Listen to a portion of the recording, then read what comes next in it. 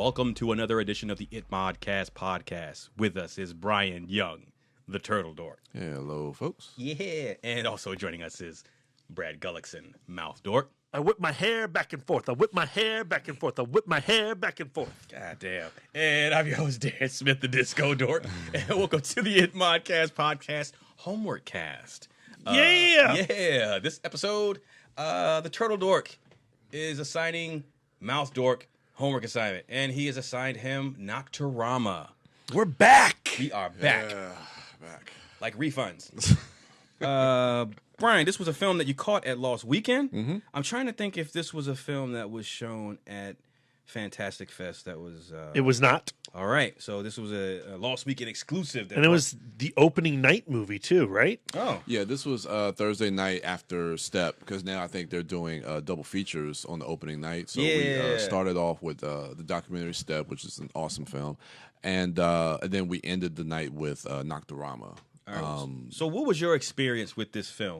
I enjoyed my first experience watching the film. It definitely sparked an interesting conversation, and watching it for the first time on the big screen, it definitely got me engaged in the story, especially the first act of this film. Just trying to experience what exactly was happening and what was going on, like what were they plotting. It looked like they were plotting something, and the fact that this movie literally feels like a silent film for like the first 20 minutes of this film. Oh yeah, it looks like there's not a word of dialogue spoken until like the 10-minute mark. But I don't know. I just got really, really engrossed into that opening sequence to see what they were plotting and to see like what happens at the end of that. Spoiler alert, it's on Netflix. But them basically setting off all these bombs around Paris.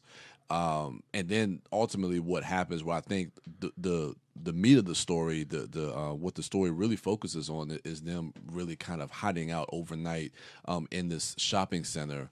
Kind of waiting to be, waiting overnight, but like trying to wait out the fallout of it. Yeah.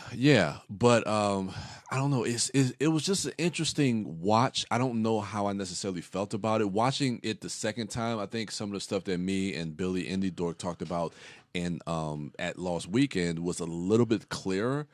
But I wanted to get. I have not listened to those episodes yet. What was the general conversation about this film between the two of you? Well, I'm trying to recall that, but I think one of the issues that we kind of had was the fact that, and again, this is something that I think may have been explored in the second watch, but initially watching it, the one thing, like we always talk about in films, how it's okay if certain things aren't explained. One thing I always go to is like a movie like Cloverfield, and not like comparing this to Cloverfield, but like people always saying, well, I didn't like that because I don't know where the monster came from and blah blah this and that. Well, I'm like, everything doesn't have to be explained to you. Like that's one of the joys of film, is like you just kind of pulling things from the experience of watching it. And Billy had an interesting observation. We're kind of comparing this to like Dawn of the Dead, with them being trapped in like a mall. Not saying this movie is Dawn of the Dead, but making that comparison as well. But I think one of the issues that I kind of had with the film, but I also think it's a good exploration into it, is the fact that because we're dealing with these kids who are basically terrorists, I felt like the movie didn't really explain where these characters came from, and to me that was a little unsettling, because if these kids are like having these putting out bombs around Paris, I want to have a little bit more backstory as far as like who they like. Were they recruited by a certain organization? Who are they working for? Are they doing this just for kicks? What? If I could just jump in here, yeah. Brian, if you go on IMDb, IMDb's description of the film is: some young folks tired of the society they're living in plan a bomb attack over Paris before they take shelter for a night in a shopping center. That's a weird paragraph that they put together there. But if you look at that paragraph, where they say, tired of a society that they're living in, I don't even get that from this movie. Yeah. And I actually loved the first 20 minutes of the film, where it's all about the process of setting off these bombs. And I like how the information is slowly eked out over the course of that 30 minutes. And you know, the kids, you get no information on who they are really over the course of the entire movie. You know, not only like why are they doing this, but who are these kids as individuals? Yeah, you know, that I thought I was going to be experiencing what you were just describing. We're going to see the point of view of the people who set off these attacks. Yeah. You know, film, as Roger Ebert famously said, are machines for empathy. And that's what I was expecting.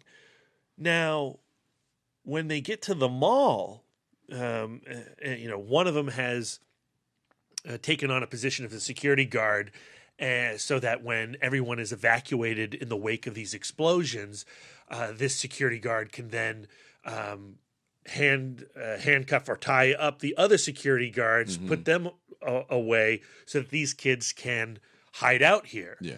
And it is actually a lot like Dawn of the Dead from this point forward, in the sense that here are all these children interacting with pop culture, music, you know, the Willow Smith song, the various other songs that are happening, the television, material, clothing, toys. Yeah, the go-karts. And go-karts. And you see that these are children who have done a terrible act. Yeah. And there is a scene with a teacher character, but earlier on in the movie, and the film plays with narrative, it hops back before the events every now and again, or it'll show the events from a different angle.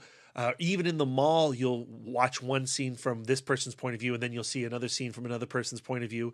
But in none of those scenes does it actually explore the reasons why anything is happening, other than maybe to postulate that Western pop culture and Western influence has infected everybody globally, and this is a reaction to that infestation of American pop culture. Interesting. Okay. I would argue that, like you mentioned, Cloverfield, which I think is a good example as a comparison for Nocturama, in that, as far as perspective and how we don't get an explanation of what that monster is, because that movie is from the perspective of people on the ground who don't know what that monster is, right? Yeah. But so with Nocturama, I think, and again, I'm just playing devil's advocate because I really wasn't too keen on the movie because I had the same issue that Brian had. Like, I couldn't connect with any of the characters. Yeah. But maybe it's because we are in this story from the perspective of these characters. These characters already know each other, so they wouldn't be giving each other backstory as to who they are. Like, but then why am I watching this movie? But I mean, just to show, because maybe as people of, I don't know, because maybe that's what, and this is what when I found out the subject matter of the film in light of recent events within the last year to 5 to 10 years overseas, like it's really like current, like relevant, right? Oh yeah. And so maybe it's to give us insight into, well, this is what happens over there, horrifyingly on a frequent basis, and this is what it must be like to live in that society, that you have these things happening. But we don't get that though. But we see these things happening, and we don't know anything about. There's no explanation as to why. So the people in that is this France? Is this happening? Yeah, it's in Paris. So the people in Paris are next to this building or seeing this on the news, seeing this thing happening, and go, why are they doing this? Who is doing this, and why is it happening? And not knowing. Taking the point of view of the people of Paris. It's taking the view of the terrorists. Of these kids. And I mean, tell me something about these kids, right? You have. There's one kid who's crushing on one girl, and then you have another guy who likes another girl. You have the one character who is obsessed with the music, and that's really all he is concerned about when he's in the there. Security guard. The security guard. So I think if I'm not, correct me if I'm wrong, there was one, the oldest guy, right? Yeah, for lack of a better term, the main character. The main character, wasn't he the one that wasn't it his idea to do this? I don't know. And I think so, listeners, there was from my understanding, there's a main guy who wants to do this, and I think he recruits in a roundabout way. These other kids end up being recruited, but because they're younger kids, which, like what Brad mentioned, we get an understanding outside of that terrorist act. There's a juxtaposition of them in this mall, seeing them being like really immature, just seeing how young they are. So I think this main guy gets these younger kids who are easily influenced to help do this thing, right. and we get to see that these kids who are committing this act, who don't have a full understanding of just how bad the choice that they just made is, and not understanding the ramifications. And that's why I found that's actually what I like, outside of just not really getting backstory and a little bit more of the motivation behind what these kids were doing. I kind of liked, and me and Billy talked about this a little bit on the podcast and in Winchester, was I liked how the film kind of unravels a little bit about who these kids are. Like, we don't understand who they are, but as far as like, so the beginning of the film, like the first 20, 30 minutes, we see that these kids, the way they move around the city of Paris, they work, they're very efficient. You know, like I said, they're on cell phones, they, throw the phones in the trash, and they're moving. It's like they're all in sync and really like plotting and planning this terrorist attack out. But then as we get into the second and third act of the film, when they're in the mall, we start to see that these kids aren't as smart as we thought they were, they think they are, or that they think they are. Especially when we see that the police were on them the whole time. By the end of the movie, and you kind of start to see the unraveling that these kids are just kids. They're not as proficient. They're not as smart as they think they are. And I thought there was something interesting about exploring that idea of watching these kids overnight just kind of be kids and not really seeing them in the way that we thought that they were in the beginning of the film, and then seeing that unravel and what that leads to at the end of the film with the police coming in to raid into the shopping center. But I don't know. But another issue I had, and I don't mean to jump, I know this is your homework. No, go ahead. But the ending with the police, my whole thing with that Man. was like, okay, it's budget. If there's but no, not that, but just from the storytelling aspect of it, okay, if you know that these kids are in the shopping center, wouldn't you want to capture them for information? I don't know if they were told like shoot to kill. But it's why was really weird. Why would they have the orders to shoot to kill if you know that they're wouldn't you want to capture them to find out and get more information?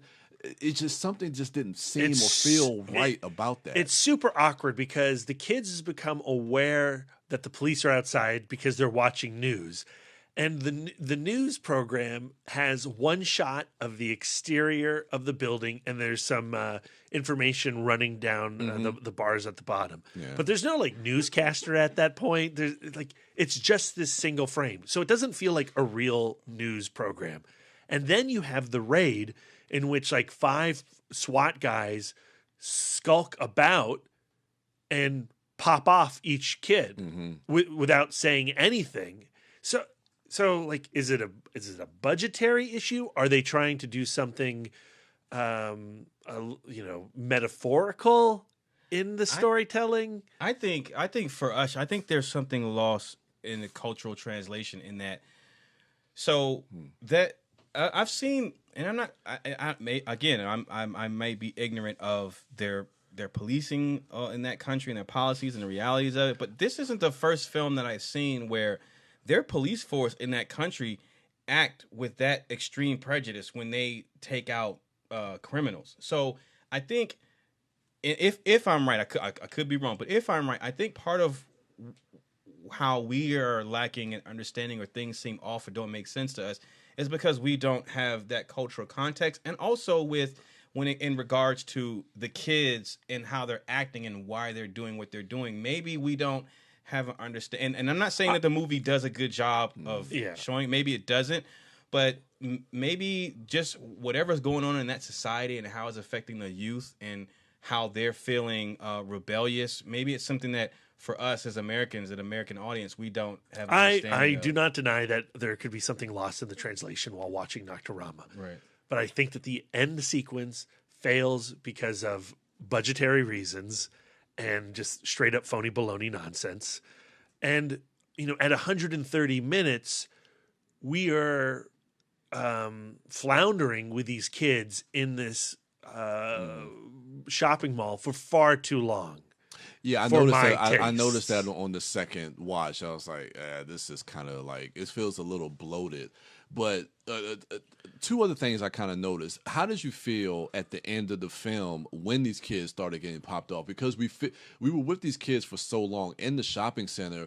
Did you find yourself kind of on their side? Because that was something else for me the first time watching it. I was like, these kids did this horrendous act, the horrendous terrorist act. How horrendous was that act, though? Because when they talk about it in the news, casualties aren't mentioned.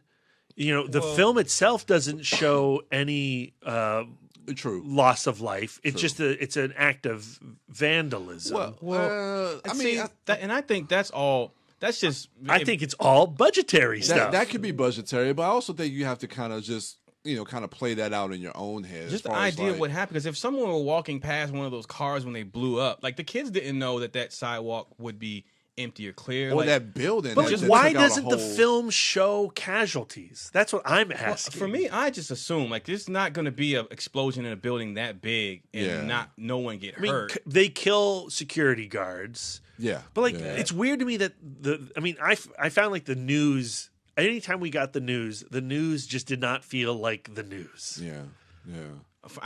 Maybe just for me, I just took it. It was just implied that. Well, even if there were no casualties shown, the fact that they orchestrated multiple bombings, that is an act of terrorism for me, which I think even if they're kids, unfortunately, it justifies that type of aggression from law enforcement. Because the law enforcement at that point don't know if they've got that store rigged or what else they're willing to do.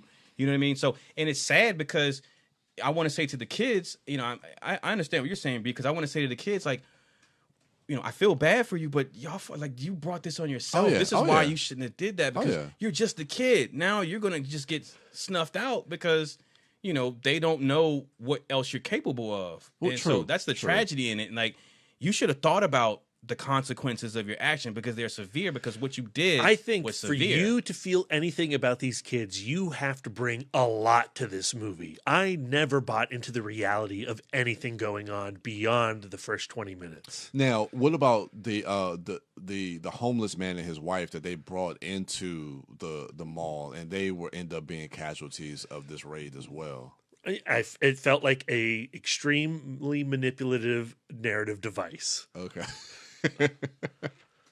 Yeah, like I said, it's not. And the moment he's invited into that mall, what's going to happen to that guy. Yeah. Well, I thought that the old guy was going to end up being the reason the police knew that they were there. I thought the old guy was going to tell, the cops that, excuse me, hey, these kids are in here or something because I don't again, but that just goes. That's one of the things that. For me, it was showing that these are kids, and this guy's a dumb teenager making a dumb mistake. Like, if you're hiding out, you just set off a series of bombs in Paris, France. Why are you talking to anyone outside of your core group? Why are you being visible and making your presence known to anybody? But because he's a dumb teenager, he's making this dumb decision. So that, I kind of felt like, okay, that's not out of the... Teenagers do some stupid... First of all, you're stupid enough to go put these bombs out. You're stupid enough to go do that. So now, I don't discount any other dumb decision you make. Exactly, and you see that throughout the whole film when they're in the hotel, they're in the shopping center, and that's what I love seeing, that kind of juxtaposition from the first half of this film, is seeing how dumb and immature these kids, just like with the kid playing the music. Because at the beginning of the film, they're executing a plan from that from an adult. That guy said, okay, this is where you need to be. You need to do this. You need to make this phone call. You need to dump this burner after you make that phone call. And you all need to meet up here. once he's gone. And then, they're all following the plans and instructions of an adult. Then, like Brad said, once that adult is out of the picture, they're left to their own devices in this shopping center. And then that's when they start making inappropriate kid decisions. Start acting their age. I don't know. I thought, again, I have issues with the film, and again, me and Indie Dork talked about it. I think we both were kind of on the fence, but we thought that it did have some interesting commentary, and I just kind of wanted to get you guys' opinion on the movie, because even though it's not a perfect film, and I don't even think it's a film I necessarily really like all that much, I just thought, just with the subject matter of dealing with terrorism, especially in the world that we live in now, the idea of having these kids do this horrendous act, and just the idea of the way they decide to tell this story, I found it kind of fascinating. It's like the film I was thinking about a lot was another problematic movie, Patriots Day, the Mark Wahlberg film, where you also get the point of view of the guys who did the Boston Marathon bombing, and you get the procedural of Mark Wahlberg's Miracle Cop coming to the rescue. Did they try to humanize that bomber in that film? They did, very much so. And not to say that they were like 100% successful in, working out the psychology of somebody who would do that, because I think it is absolutely necessary for us as a society to understand why someone sets off a bomb in a public place, and watching Mindhunter on Netflix all this past week, and there's a lot about it that I like. It took many episodes before I fully engaged with the show, and by the 10th episode, I kind of loved it. I should check it out. So I need to. I'm excited about the second season more than I enjoyed the first season, if that makes sense. But the idea in that show is that it's essential for us to understand evil to stop evil. And with Nocturama, these are children committing evil acts. I don't even think they understand. And that's the point, right? And the film goes to great lengths in that shopping center sequence to show you that these are children who have done this. And they cannot even process what they have done. They don't even know why that they have done it. But outside of understanding that idea, 40 minutes into the movie, the film goes on for 130 minutes and climaxes in silliness. I agree. Like I said, second watch, the first watch, especially seeing it on the big screen, you're just kind of following it along and just trying to really understand and kind of just break everything down and really trying to understand what's going on. But the second watch, knowing what happens, it treads along extremely and adding slow. that narrative element of hopping around from timelines and point of views. I mean, what did you guys think of that In the beginning? Even in the mall, At like the end? even at the end. Yeah, that's right. I mean, I was like, okay. I mean, I don't know. It was to keep it just from playing out like a straightforward finale. I guess I didn't have a problem with it either way. Like seeing that old man get shot like 7 times. Yeah. They use squibs though. It was interesting because like the idea that I got, and I think this will be my last point. The idea I got from these kids is like when in the beginning, again, I don't think you're right. I don't think they understand what it is that they're doing. But at the end, they approach these bombings with just very cold. Like there's no emotion. Like they almost feel nihilistic. But at the end of the film, when they're starting to get shot and killed off, like the last shot of the movie, you get the one kid surrounded by all the cops, and he's saying, help me. Yeah. So I'm like, okay, you did this act, you killed all these people. But that's a child. That's a child. You're big and bad in your moment. I get it. That's the movie saying that, we need to help these people to stop these things from happening. But when you're faced with that, you have to acknowledge them or your mortality, then I want my mama. And as far as the end of that film, as far as like how quick that escalating everyone's dispatch, I mean, I think in real life it would play out like that. You got kids going up against a SWAT team. It's not going to be a long, drawn out battle. Firstly, they're ill prepared. Secondly, they don't know. They're afraid. You know, half of them, actually, all of them were cowering instead of that one dude who you were just mentioning, which ends up cowering at the end. But I think that it wouldn't have, for me, it wouldn't have been realistic if it was a long, drawn out standoff. I don't think. Oh no. Firstly, because that's not how procedure is. You want to get in and you want to suppress. You want to suppress the enemy, and also, especially if you're unaware of what else they have, and you look at what they've done. And just like with a bank robbery, if you rob a bank, then they send out all points bulletin. They tell them they're extremely armed and dangerous. So you go with what they just did, and you take that into how you're going to approach the resolution of the conflict. Yeah, I guess thinking about it in that terms, but to me, but they also don't know how many cells are involved in this, and is everybody who was involved in this. I remember during one of the news broadcasts, they said that they don't. It wasn't. They felt like the people in the news and the police said it wasn't an act of terrorism. They called it what do they call it? Something about state related on a state level. They said it. They ruled out an act of terrorism. I know. I can't think of the term, but I know what you're talking about. Right. Yeah. So I don't think. I think at that point they were like, all right, well, it's not terrorism related, so we're not looking for any more cells. We're not looking for like a leader. So just go in and just kill them all. Like, so they looked at it on like a just a high level crime because I do remember, because I was wondering, like, why wouldn't you classify that as an act of terrorism, like multiple bombs?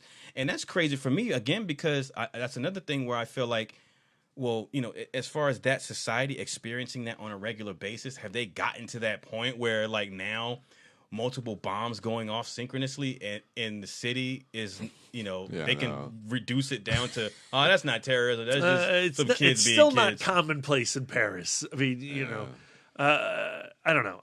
To me, that end all comes down to filming, cinematic execution. Yeah. Okay. Nocturama. All right. This is our shortest homework episode. Sorry, Brad.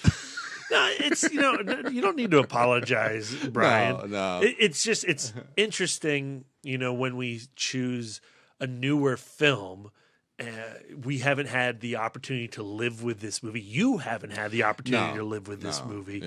Yeah. So when we do like a homework episode and it's, Darren presenting me Redline, Darren has had nearly a lifetime of obsessing over that film. And, that becomes an episode in which he convinces me why I should love Redline. Yeah. Here, you have the not so fortunate task of, there's a conversation to be had. I'm not responding well to the conversation at all. And, I haven't even really done my homework on this film. What I should have done is I probably should have read a whole bunch of reviews, interviews with the director, and brought a little more outside information. Just before we hit record, I did was go to the trivia section of IMDb to see what it said about it. And it's like, the Metro stuff is all guerrilla filmmaking. They just shot it on the fly. You know what? I'm glad you pointed that out, because I was thinking when I was watching it, I was assuming it's the best scene in the movie. He probably shot that guerrilla style, because it just felt like it. It really felt like it. It's pretty cool. It's pretty cool though. Yeah, and it was rejected from the Cannes Film Festival because of the controversy around the events. I can imagine. That. The idea of just bringing the point of view to these bombers is offensive enough. And there was a lot of concern around that when dealing with Patriots Day. But you had the maniac that is Peter Berg to direct that. Yeah. Well, I mean, regardless, I think even though I didn't really respond too well to the film either, but I think, like I said, I just want to kind of just to present this film because I did see it, and maybe not too long ago. But even though, regardless if you loved or hated it or on the fence about it, I thought there was points about this film that were interesting to watch, and it being relevant to a lot of things, especially like some of the bombings that we've been having in Europe recently. I don't know. It just seems like this is a movie that I think could spark some interesting conversation about it. All right. Homework film number 1 complete. All right. Wife Dork has your next assignment. And drum roll. So, my for Brad is the classic film that I've mentioned on this podcast multiple times, An American in Paris. Oh. All right, musical. It's a musical-ish. It's not. There is music in it, and there is a full 17-minute ballet in the middle of it that is stunning. So it's not like West Side Story. Singing in the Rain. It's got numbers, but it's not super music dense. Sound of Music. Other musicals I know. It's like the music in it is all Gershwin music, clearly, and it doesn't feel like music that was specifically written for there's numbers in the purest sense where it's music that's just kind of tossed off and doesn't have that much to do with the plot. It's not going to be like Little Shop of Horrors, where the music is super revealing about the inner turmoil of these characters. They're just kind of super cute numbers, and there's dancing. It's got Gene Kelly in it. When did this movie come out? This movie came out in 1951. Okay. 1951. It stars Gene Kelly, Leslie Caron, Oscar Levant. Who's the beautiful lady in it? Leslie Caron. Oh. It's a girl named Leslie. I'm only familiar with Gene Kelly. Sorry? I'm only familiar with Gene Kelly. That was the only recognizable name. Oh, yeah. Leslie Caron is a beautiful French actress and dancer. She was in Gigi, which is another movie that I adore, but not as good as American in Paris. Strictly a dancer, not a singer. All right. But yeah, it's Do you a own super this, fun or film. is this we got to Do we own this? I doubt it. No. All right. I think we'll have to make a purchase for this one. But it's stunning. I think Brad will really enjoy it. I'm looking forward to it. Hopefully he'll enjoy it more than this movie. How long? I was only sitting over there for 20 minutes? Oh. Shortest episode ever. 30 minutes? 27? So yeah, all right. What is it called? American in Paris? An American in Paris. An American in Paris. You should watch it too. I'm going to watch beautiful. it. I'm going to watch it because I want An to be a part of American that. Werewolf in Paris. Yeah, that's what I was Double thinking when feat. she said American. All right, Brian, did you hear that? An American in Paris. Mm-hmm. You have to watch it too, so you can join in that I would discussion. love Brian to watch it. I'll try to check it out. The if I can. singing in it is wonderful. Nice. Okay. All right, that means By Brian's singing, gonna I be mean like, didn't see dancing. it. I misspoke. Oh, The all right. singing in it is mediocre. The dancing in it is wonderful. Oh. All right. Gene well- Kelly, not a singer. Oh, he sings in this? Yeah. Or he tries, attempts? He does. He sings. He sings, he talks. Okay. Well, I'm still looking forward to it. You should be. All right, ladies and gentlemen, that's going to do it for us. Hit us up on social media at ItModcast and let us know your thoughts if you've seen Nocturama. B said it is on Netflix. Actually, that's where I caught it. So you should check it out. And If you love Nocturama, I am sorry. And I'm probably, I know I missed things. Just tweet me. Tell me why I'm an idiot. And again, I apologize. also at the end of the week, we got a fistful of coworkers because tomorrow Thor Ragnarok comes out, and the Hulk is a friend from work for Thor. And so Lisa had the bright idea of having our fistful be a fistful of coworkers, and that's awesome. So check that out.